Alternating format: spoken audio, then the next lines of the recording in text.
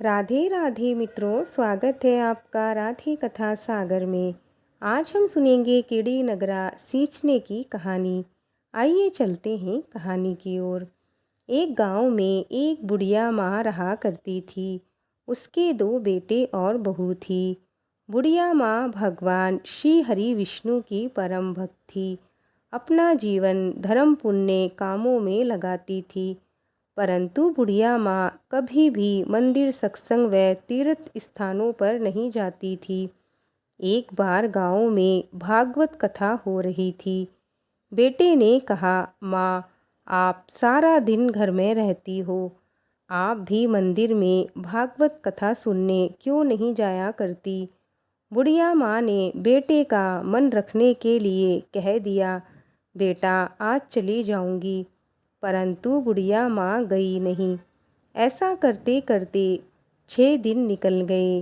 बुढ़िया माँ के बेटे ने कहा, माँ, आज तो अंतिम दिन है, आज तो कथा सुनने आपको जाना ही पड़ेगा। सारा दिन घर का काम करके बुढ़िया माँ ने जाने में इतनी देर कर दी कि अंतिम दिन की भागवत कथा भी समाप्त हो गई। भगवान श्री हरि विष्णु जी सन्यासी का रूप धारण करके बुढ़िया माँ के पास आए और बोले, बुढ़िया माँ, अब कहाँ जा रही हो। बुढ़िया माँ ने कहा, मैं भागवत कथा सुनने जा रही हूँ। तब सन्यासी रूपधारी भगवान श्री हरि विष्णु जी ने कहा, अब इतनी देर से क्यों जा रही हो, वहाँ तो अब कथा समाप्त हो गई, अब वहाँ जाकर क्या करोगी। बुढ़िया माँ ने कहा, अब घर से निकली हूँ तो जाकर ही आऊँगी। सन्यासी रूपधारी भगवान श्री हरि विष्णु जी ने कहा, अब कथा समाप्त हो गई, भक्त लोग अपने अपने घर को चले गए, अब तुम वहाँ से क्या लाओगी। बुढ़िया माँ बोली, कुछ नहीं तो मैं वहाँ से एक ईंट ही उठा लाऊंगी। तो सन्यासी रूपधारी भगवान श्री हरि विष्णु जी बोले, तुम वहाँ से मिट्टी की ईंट लाओगी, उसके बदले में तुम्हें एक सोने की ईंट देता हूँ।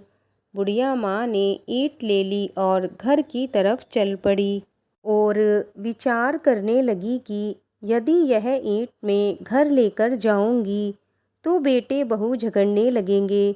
इसीलिए घर के आंगन में बाहर ही बुढ़िया माई ने वह ईंट जमीन में गाड़ दी।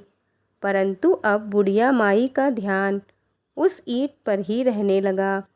खाने पीने, घर के काम करने में सदैव बुढ़िया माई अपना ध्यान सोने की ईंट पर लगाए रखती। बेटे बहू ने पूछा, माँ, पूरे दिन घर के आंगन में क्या करती रहती हो। तो बुढ़िया माई ने कहा, मैं आने जाने वाले को देखती रहती हूँ। एक दिन बुढ़िया माई मर गई। यमराज के दूत बुढ़िया माई को लेने आए। बुढ़िया माई को लेकर धर्मराज जी के पास पहुँचे। धर्मराज जी को सारी बात बतलाई। धर्मराज जी ने बुढ़िया माई को कुतिया की योनि दी। कुतिया उसी पेड़ के नीचे बैठी रहती। बुढ़िया माई की बहू ने कहा, इस कुतिया को यहाँ से भगाओ, नहीं तो ये बच्चों को काट जाएगी। उसके बेटे ने उसकी पीठ पर एक लकड़ी मारी और बुढ़िया माई मर गई। बुढ़िया माई ने फिर सर्प की योनि पाई। आंगन में सर्प को देखकर बेटे बहू ने किसी को काट ना जाए इसी डर से मार दिया। फिर बुढ़िया माई धर्मराज जी के पास पहुंची। बुढ़िया माई कीड़ी का रूप धारण करके उस आंगन में कीड़ी नगरा बना लिया। आंगन में कीड़ी नगरा हो गया। घर वाले बहुत परेशान हो गए। घर वाले भोजन नहीं बना रहे थे और मन ही मन भगवान का स्मरण करने लगे। तब भगवान श्री हरि विष्णु जी सन्यासी का रूप धारण करके आए और बोले कि कुछ खाने को दे दो। घर वालों ने कहा, महाराज, हमारे खाने को भी कुछ नहीं बनाया क्योंकि हमारे घर में कीड़ी नगरा हो गया है। आप ही इसका कुछ उपाय बतलाइए। तब महाराज जी ने आंगन खोदा और सोने की 28 ईंटें निकली।